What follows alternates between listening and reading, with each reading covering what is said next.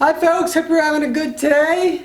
There's lots of projects coming up on this channel, some reviews coming up, but today's project is to eliminate the water hammer that's caused by my high efficiency washing machine. Now we got this about 8 years ago and noticed water hammer right away. But I'm kind of a lazy guy, so what I did is I just reduced the pressure coming into the house, which eliminated a lot of the water hammer. There's 3 ways you can do it. There is reduce your pressure, which is undesirable in a lot of situations, and I'll tell you why I had to re-increase my pressure after about 8 years. There's you can reduce the flow to the washing machine, which it's going to take longer to fill up and stuff like that. And then probably the best way is to put in the little expansion tubes. Now these are called mini arrestors. Now your normal water hammer arrestors are like this tall. These are the little ones that go right on the washing machine, and that's probably the biggest source of my water hammer because they have solenoids and they turn on and off quickly, and every time they do you get a shock wave that goes through your plumbing and you get a banging noise. Now a lot of people say they want to put this on to protect the pipes, but what I want to protect is my other appliances that are connected to the system, like my RO system, my ice maker, my dishwasher, things like that. So I'm going to put these on today. These are about $10 or $12 a piece, I can't remember. And I'm going to put a link to my store on Amazon where I'm going to put these up there for you to take a look at and maybe buy if you want, along with some other DIY projects that I'm going to put in there. So let's get started. So what are you going to need to put these on? Well, you're just going to need them. You're not going to need Teflon tape in this case. And I'll explain why in a minute. Okay, so now let me first explain why I had to re-increase the pressure. As I said, when I got this machine, I had water hammer. And because I'm lazy, what I decided to do was increase the incoming pressure to the house. Now our township happens to provide great water pressure. So that worked for about 8 years, and what happened was I changed the RO membrane in my RO system, and I changed the flow restrictor to a higher flow restrictor. And because of that, I was getting high total dissolved solids number, or TDS numbers. So one way you can increase the efficiency or increase the rejection rate of your RO system is to increase the incoming pressure. Since we happen to have great pressure from the city, I decided just to turn the pressure up. Some people put what's called a permeate pump on it, but anyway, that's not needed, and I'm kind of getting off subject here. So I decided to get these arrestors here, and I told you I'd explain why you don't need Teflon tape for these. So hopefully you can see that. It's kind of hard to see, but inside here there's a little rubber washer. And the way this seals is, as you're tightening this on, the rubber washer compresses to the fitting on the other side, so your washing machine. And when it compresses that little rubber washer in there, that stops your leaks. So you don't need Teflon tape. And if this was going to leak, where it would leak was around here, not around the threads.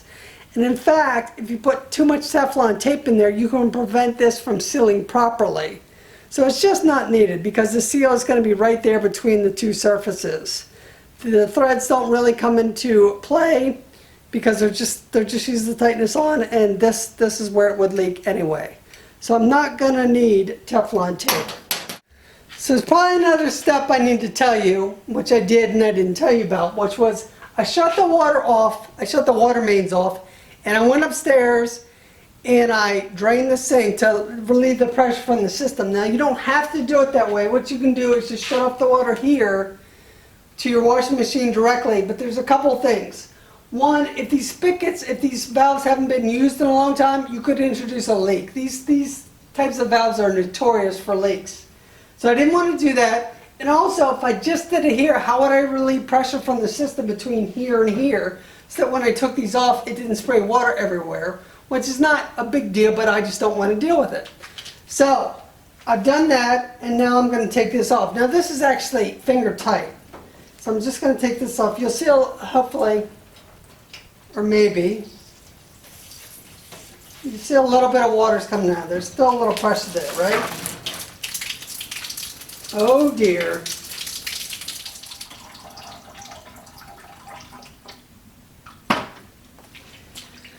Okay Okay folks, so the water finally stopped running, and what I didn't take into account is the water heater, because when I shut off the water coming from upstairs, which I put in when I installed the whole house filter, I didn't take into account that the water heater could still be under pressure. I forgot to open up the hot water side, which I should have done. Anyway, I still didn't want to close that valve off because, one, it's tight, and two, I don't want to introduce a leak. So I had a bucket here to run that in there. So, thanks for watching. Let's get back to it. So I put this expansion tube on here, this Water Hammer Arrestor. Hopefully you can see that. Now you need to put it so the tube is facing upwards, and the reason you need to do that is because you need air to be in here, okay? And if you put it down like this, it would probably fill it with water and it would make it worthless. So imagine you have your sink full of water and you take a cup, a drinking glass, and you push it down, right? Water's not going to get up in there. Just the same way a boat works. Well, similar to the way a boat works. So you take that cup and you push it down. No water can get in there as long as it's straight up and down, right? Same principle with this. Now water can't be compressed, okay? The reason you can change the water pressure in your system is because there's air in the system. And air can be compressed, whereas water can't. So since there's air in here, and there's going to be water running through here, when there's water hammer, it can travel back through here and up into this chamber and compress the air and then let it back down. Okay, so I just put that on by hand. Now I need a wrench to tighten that on there.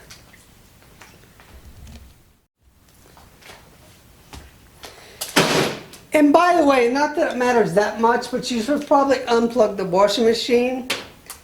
And the one main reason that I can think of is if you spill water all over the ground like I just did, and you would happen to have what's called a floating neutral inside the washing machine where the case is grounded and you're standing in water, you could get electrocuted. So probably a good idea to unplug this in case you get water everywhere. I wasn't really that worried about it, but there you have it. So I've got my adjustable wrench here. I put that on finger tight. So I need to get in here. It's kind of going to be a pain to get in here. I'd rather put it on that side, but I can't do that and keep this chamber up. I'm going to tighten that on there. Okay, so now on this side here, I've got this one already installed. Hopefully you can see that. I think you should. So I'm going to just go install this here, and the reason I'm doing this now is because I don't want to get the two mixed up, hot and cold. So inside here there's also a rubber washer, so again you don't need Teflon tape. Now, I went and broke down and I actually got a wrench to do this. You probably shouldn't use vice grips because you don't want to crush it. But what I did is I put the vice grips on very little so it would grip just a little and it wouldn't crush the fitting. You should probably use channel lock pliers, which I have, but they're out in the car and I don't feel like going to get them. So that's tight there. Okay, so I'm going to put this side on.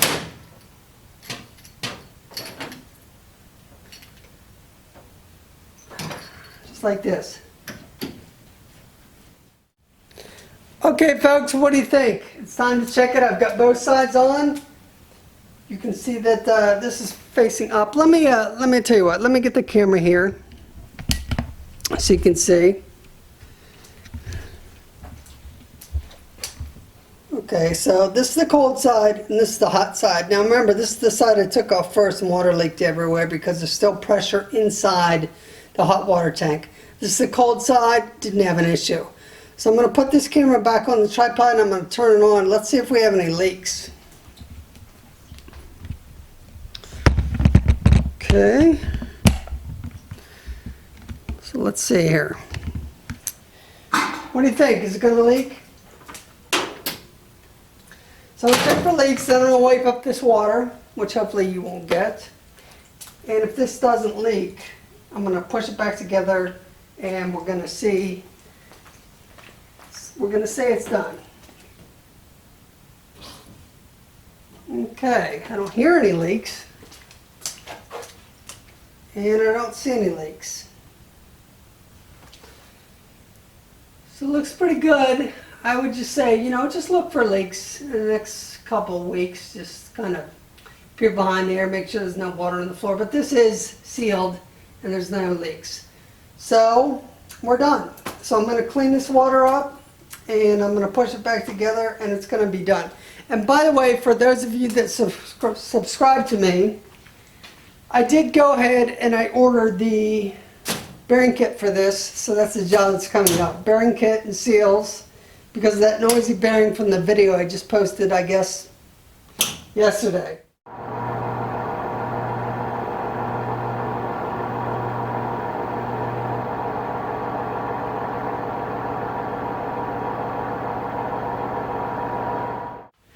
Okay, it's all back together. Now I decided to wash those towels I used to clean up my mess.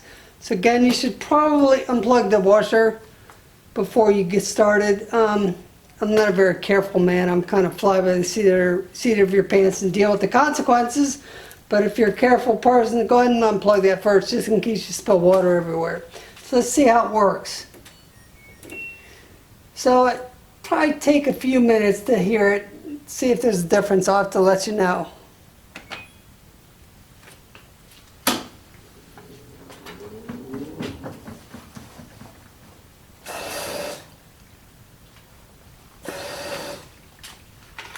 Actually, I can already tell it's made a difference because I don't hear the hammering sound I used to hear when it's turned on and shut off. So, good to go. Thanks for watching, guys.